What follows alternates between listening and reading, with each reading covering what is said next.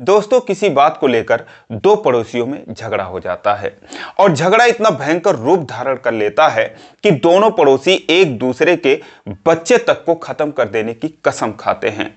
और ठीक उसके 15 दिन बाद कुछ लड़के जो है वो नदी में मछली मारने के लिए जा रहे थे।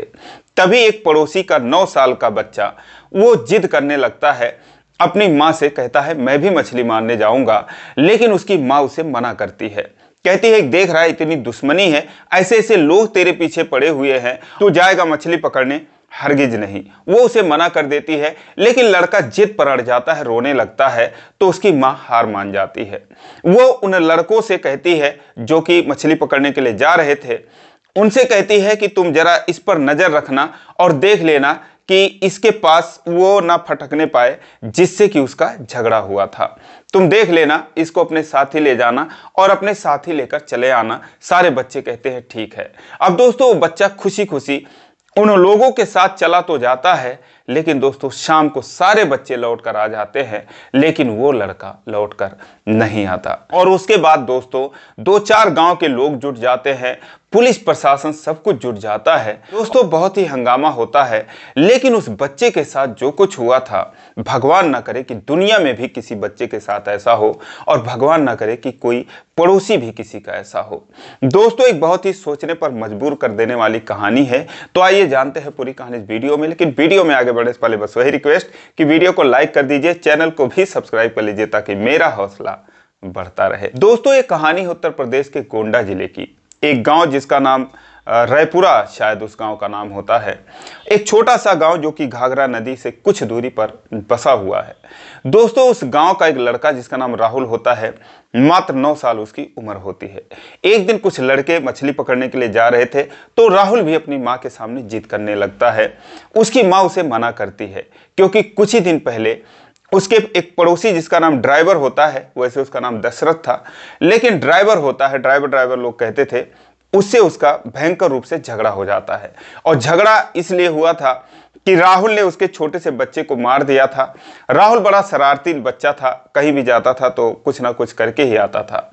तो उस बच्चे को जब मार देता है तो बच्चे को लेकर झगड़ा हो जाता है। तो ड्राइवर जो है राहुल की माँ को धमकी देता है कि जिस बेटे पर तुझे घमंड है, उस बेटे को मैं इस दुनिया से मिटा दूंगा, तू बिना बेटे के रहेगी। अब दोस्तों 3 बेटियों पर वो इकलौता बेटा था, वही सबसे छोटा था, उसकी उम्र 9 साल की थी। तो इस तरीके से दोनों में झगड़ा हो जाता है। उसके बाद झगड़ा शांत हो जाता है। जो राहुल था उसका पिता जो है वो दिल्ली में रहकर काम करता था। अब दोस्तों 10-15 दिन बीते होंगे कि राहुल जो है मछली पकड़ने की जिद करने लगता है। उसकी माँ उसे बहुत रोकने की कोशिश करती है, लेकिन उसे रोक नहीं पाती।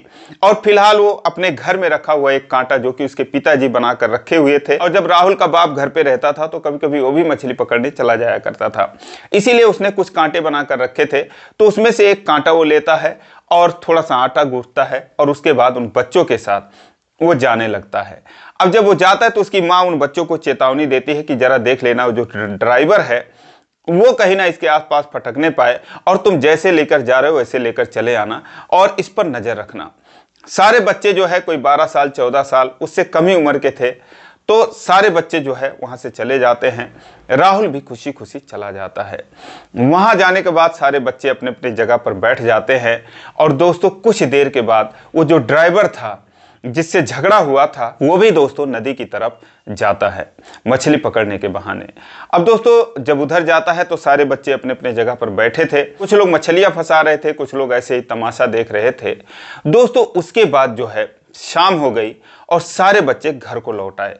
जब सारे लौट आए तो उसकी माँ ने उन बच्चों से पूछा जिनके हवाले उसने राहुल को किया था कि मेरा बेटा कहाँ है। तो दोस्तों अब वो लोग, उनको तो ध्यान ही नहीं कि राहुल भी हमारे साथ है या नहीं है। अब उनको ध्यान आता है कि आंटी ने तो कहा था कि मेरे बच्चे का ख्याल रखना। वो लोग घबरा जाते हैं। वो कह देते हैं कि जो ड्राइवर अंकल थे उन्हीं के साथ वो गया है, हम लोगों ने उनके साथ जाते हुए देखा। अब जैसे ही वो ये बात सुनती है दोस्तों उसका माथा ठनकता है, और उसके बाद वो उसके घर पर जाती है और गाली गलौज देने लगती है। उसके घर वाले भी सोचते हैं क्यों गाली दे रही है। वो चिल्ला चिल्ला कर कहती है कि मेरे बेटे को कुछ हो गया तो फिर मैं बताऊंगी तुम लोगों को। तब तक दोस्तों अब ये पूरा गांव में हल्ला हो जाता है। किसी ने पुलिस को फोन कर दिया, पुलिस भी आ जाती है, सारे मामले की छानबीन करती है, और उसके बाद पुलिस वाले जो है वो ड्राइवर को पकड़ कर ले आते हैं। अब उससे पूछताछ करते हैं, क्योंकि सारे बच्चे कह रहे थे कि हाँ हमने देखा है, इन्हीं के साथ वो था और हमने इन्हीं के साथ उसको जाते हुए देखा है। सारे बच्चे जो कि 7-8 बच्चे थे एक सुर में सुर मिलाकर ये सारी बात कह रहे थे। अब जब ड्राइवर था उसको पुलिस जो है पकड़कर उसी वक्त थाने लेकर जाती है, क्योंकि कुछ लोग कह रहे थे मारो पीटो, हल्ला मचा रहे थे, तो उसको थाने लेकर जाती है और फिर उसे अपने तरीके से पूछताछ करती है, मारने पीटने लगती है। इधर गांव के लोग जो है उसको ढूंढने के लिए नदी की तरफ जाते हैं, लेकिन दोस्तों उसका तो कहीं सुराग नहीं मिलता। और इधर जब ड्राइवर को मारा पीटा जाता है तो वो भी कहता है मुझे कुछ नहीं पता, मैंने तो उसे देखा भी नहीं है, मैंने कुछ नहीं किया साहब, बच्चे तो झूठ बोल रहे होंगे, बच्चों का क्या है। लेकिन अब दोस्तों सारे बच्चे एक सुर में कह रहे थे नहीं हमने देखा है। लेकिन दोस्तों पुलिस वाले उसे बहुत मारते हैं, बहुत पीटते हैं और अंत में दोस्तों वो अपना जुर्म कबूल कर लेता है। वो कहता है कि हाँ मैंने उस बच्चे को मार दिया है, गला दबाकर मैंने उसको नदी में फेंक दिया। अब दोस्तों जैसे ये बात पता चलती है रात हो चुकी थी। रात के समय में भी कुछ लोग 8-9 बजे तक ढूंढते हैं, लेकिन राहुल का कहीं सुराग नहीं मिलता। जैसे ही सुबह हुआ, सुबह होने से पहले ही गांव वाले जग गए और इधर जो है उसकी जो 2 बेटियां थी उनकी शादी हो चुकी थी। राहुल की जो 2 बहनें थी बड़ी, एक उससे बड़ी बहन की शादी नहीं हुई थी, वो दोनों भी अपने घर से आ जाती हैं, सारे रिश्तेदार आ जाते हैं। इधर जो ये था ड्राइवर था उसके भी घर के रिश्तेदार आ जाते हैं। पूरा गहमी गहमा हो जाता है कि ड्राइवर को ऐसा नहीं करना चाहिए था, बच्चे का क्या कसूर था।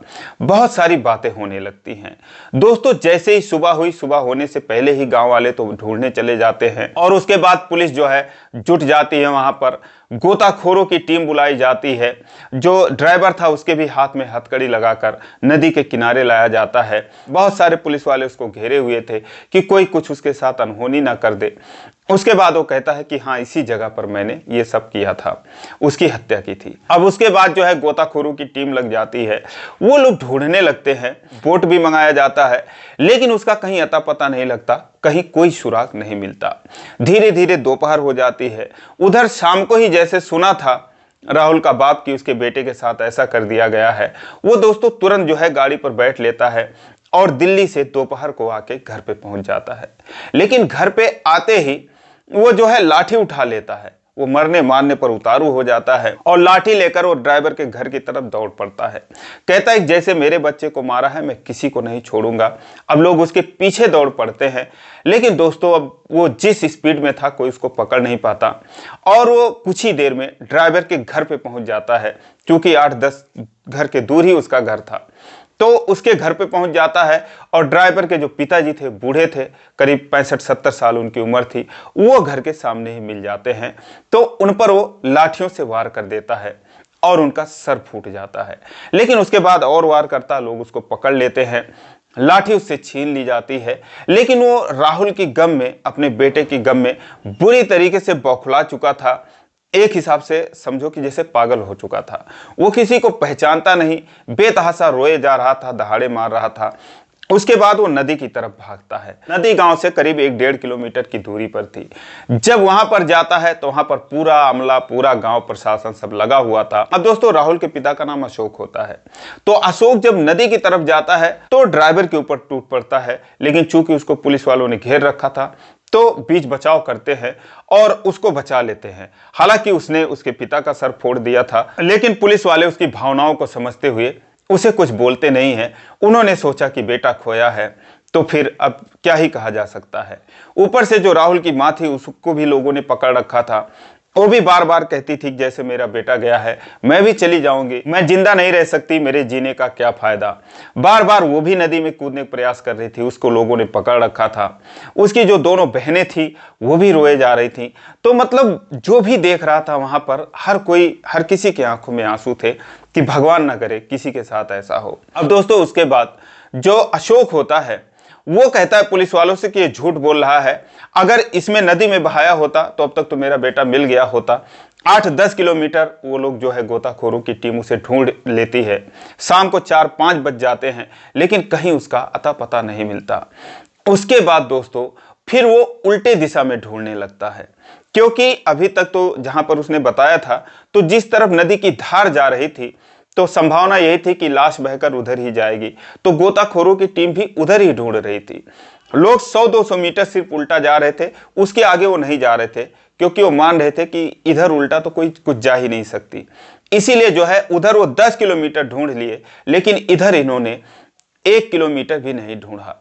और अशोक जो है उसे ड्राइवर की बातों पर विश्वास नहीं हो रहा था, तो वो जो है उल्टे दिशा में ढूंढने लगता है, इधर उधर जानने का प्रयास करता है कि कहीं क्या पता कहीं मिट्टी में उसने दबा रखा हो।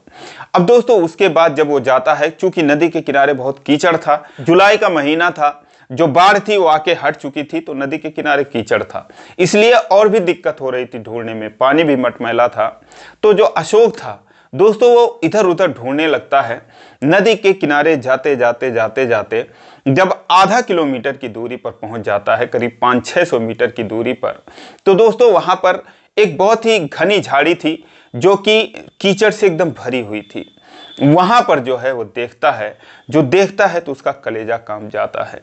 जो राहुल था दोस्तों वो गले तक, लगभग सीने से कुछ ऊपर तक मिट्टी में एकदम धंसा हुआ था और उसके कंधे को केकड़े खा रहे थे। उसके बाद दोस्तों जैसे ही वो देखता है अशोक, वैसे ही चिल्लाने लगता है और वो कूद पड़ता है उसी कीचड़ में, और कीचड़ में कूदने के बाद वो भी कमर से ऊपर तक धंस जाता है, क्योंकि वहां पर बहुत सारी जमीन दलदली हो चुकी थी। अब दोस्तों उसके बाद जब उसकी माँ जाती है, देखती है, जैसे अपने बेटे की हालत देखती है, वो तो बेहोश होकर गिर जाती है, उसकी एक बहन भी बेहोश हो जाती है। सारे लोग जो है अशोक को और राहुल को उसमें से निकालते हैं, कीचड़ साफ करते हैं दोस्तों। लेकिन ये चमत्कार ही था कि जो राहुल थी उसकी सांसें अभी भी चल रही थी।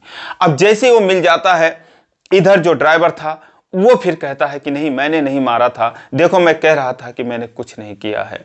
लेकिन दोस्तों सवाल ये था कि आखिर उसने कुछ नहीं किया तो उसकी ये हालत हुई कैसे थी। अब दोस्तों उसके बाद फौरन उसे हॉस्पिटल लाया जाता है और 6 घंटों के बाद उसे होश आता है और डॉक्टर कहते हैं कि बच्चा जो है वो बच जाएगा। उसके बाद दोस्तों जब उसकी माँ ये सुनती है तो फिर वो अब तक जो अपने बेटे के खोने के गम में पागल हो रही थी, खुशी के मारे पागल हो जाती है। वो राहुल को अपने सीने से लगाकर रोने लगती है। अगले दिन जो है राहुल को होश आता है और फिर सारी कहानी पता चलती है। राहुल जो बताता है दोस्तों बहुत ही दर्दनाक होता है, जो भी उसकी कहानी सुनता है वही रो देता है। दोस्तों वो कहता है कि जैसे ही उसके कांटे में एक मछली फंसी तो वो मछली जो है वो डंडा लेकर भागने लगी। जब भागने लगी तो जिस तरफ से पानी आ रहा था, मछलियां शायद अक्सर उल्टे ही दिशा में भागती हैं, तो उसी दिशा में वो भागे जा रही थी। और ये शोर नहीं मचाया, क्योंकि इसने सुन रखा था कि शोर मचाने पर मछलियां भाग जाती हैं और भी भागती हैं। इसीलिए उस डगन या डंडे को जो भी कहें उसको पकड़े पकड़े पकड़े पकड़े वो नदी के किनारे किनारे कीचड़ में धंसते धंसते आधा किलोमीटर दूर चला जाता है, लेकिन वो जरा भी शोर नहीं मचाता। और इधर जो सारे बच्चे थे वो वहां से चले जाते हैं, इस बात से बेफिक्र कि उनके साथ राहुल भी था। अब दोस्तों राहुल जब आधा किलोमीटर चला जाता है तो एक झाड़ियों में फिर जब शुरू होती है तो झाड़ियों में भी ऐसे ऐसे चला जाता है, क्योंकि उसका सारा ध्यान वो मछली पर होता है। मछली जो है वो भागने का प्रयास कर रही थी, लेकिन उसको वो कस के पकड़ रखा था। अब पता नहीं वो कितनी बड़ी मछली थी, लेकिन उसे खींच नहीं पा रहा था और सोचा कि ऐसे धीरे धीरे करके अभी कहीं जाके मैं इसको निकाल लूंगा। लेकिन जब वो कीचड़ में जाता है तो वहां पर वो धंसने लगता है, और धंसते धंसते जब वो सीने तक धंस जाता है और फिर जब उसके हाथ से वो डंडा छूट जाता है तो उसके बाद दोस्तों फिर वो निकलने का प्रयास करता है, लेकिन निकल नहीं पाता। नीचे जो झाड़ियां वगैरह थी उस कीचड़ में, वो उसमें फंस जाता है। शुक्र है कि झाड़ियों ने उसे रोक दिया, वरना वो और नीचे जा सकता था। जब वहां पर वो धंस जाता है उसके बाद वो शोर मचाने लगता है। लेकिन दोस्तों उस दिन किसी ने रामायण बिठा रखा था, रामायण का प्रोग्राम था, अखंड रामायण का, 24 घंटे लगातार लाउड स्पीकर बजने थे, तो इसीलिए लाउड स्पीकर की आवाज़ इतनी आ रही थी कि कोई उसकी आवाज़ सुन नहीं पाता। और फिर दोस्तों चीखते चीखते वो बेहोश हो जाता है। उसके बाद फिर रात को उसे एक बार और होश आता है, फिर चिल्लाता है, लेकिन फिर वही लाउड स्पीकर की आवाज़ थी, कहीं कोई आवाज़ जा नहीं सकती थी। और फिर कुछ देर में वो बेहोश हो जाता है। अब शाम को जो है वो उधर बवाल हो गया, पुलिस की कार्रवाई हो गई, बच्चों ने झूठ बोल दिया। अगर उसी समय उसे आकर वहां तुरंत ढूंढा जाता तो शायद वो चिल्ला रहा होता और लोगों तक उसकी आवाज़ पहुंच जाती। लेकिन लोग कानूनी कार्रवाई में फंस गए और इधर जो है राहुल बेहोश हो जाता है। उसके बाद फिर अगला दिन हुआ। अगले दिन फिर वो दूसरे दिशा में ढूंढ रहे थे। राहुल जो है वो दूसरी दिशा में फंसा हुआ था। और उसके बाद ढूंढते ढूंढते जब शाम हो गई, वो तो शुक्र है कि अशोक आता है और उसके बाद फिर उसे ड्राइवर की बातों पर यकीन नहीं होता। फिर उसके बाद वो जाता है और फिर राहुल को वो देखता है। लेकिन सवाल ये था कि आखिर ड्राइवर क्यों अपना जुर्म कबूल लेता है। तो उसके पीछे ड्राइवर बोलता है कि जब मुझे पुलिस वाले बहुत मारने लगे तो किसी ने मुझे बताया कि ये पुलिस जब मारती है किसी की तो जिंदगी भी बर्बाद कर देती है, वो किसी काम का नहीं रह जाता, और उसके सामने अपना जुर्म कबूल कर लोगे तो मार खाने से बच जाओगे। उसके बाद जब कोर्ट में जाना तो फिर सही सही बात बता देना। इसीलिए दोस्तों वो मार से बचने के लिए अपना जुर्म कबूल कर लेता है, और चूंकि बच्चे उसी के खिलाफ कह रहे थे तो इसीलिए वो भी फंस जाता है। और बच्चे भी खुद को बचाने के लिए झूठी कहानी गढ़ देते हैं, क्योंकि लड़ाई झगड़ा में वो भी सुन रखे थे, उसकी माँ ने कह रखा था कि ड्राइवर को देख लेना, इसके आसपास ना फटकने पाए। तो दोस्तों इस तरीके से लोग गलतफहमी के शिकार होते चले गए और मामला फंसता चला गया। लेकिन ऊपर वाले का शुक्र था कि राहुल जो है वो सही सलामत था, उसकी सांसें चल रही थी। डॉक्टर कहते हैं कि अगर आज भी तुम लोग रात कर दिए होते, रात को ये नहीं मिलता, तो 4-6 घंटे में, चूंकि ऑक्सीजन का लेवल था बहुत कम हो रहा था, बहुत मुश्किल से ये सांस ले पा रहा था, इसकी मौत भी हो जाती। लेकिन दोस्तों ऊपर वाले का चमत्कार था कि राहुल बच जाता है। लेकिन दोस्तों उन बच्चों का क्या कहें जिन्होंने झूठ बोला और इतनी बड़ी कहानी गढ़ दी। दोस्तों आज 7 साल हो गए, 2017 की ये कहानी है, 8 साल हो गए, लेकिन उसके बाद फिर कभी राहुल नदी के किनारे नहीं गया। दोस्तों आज वो सही सलामत है। तो दोस्तों ये रही कहानी, आपको कैसी लगी कमेंट करके जरूर बताएं। अच्छी लगी हो तो वीडियो को लाइक नहीं किए तो लाइक कर दीजिए, चैनल को भी सब्सक्राइब कर लीजिए इसी प्रकार की कहानियों के लिए। फिर मिलेंगे अगले वीडियो में, तब तक के लिए जय हिंद।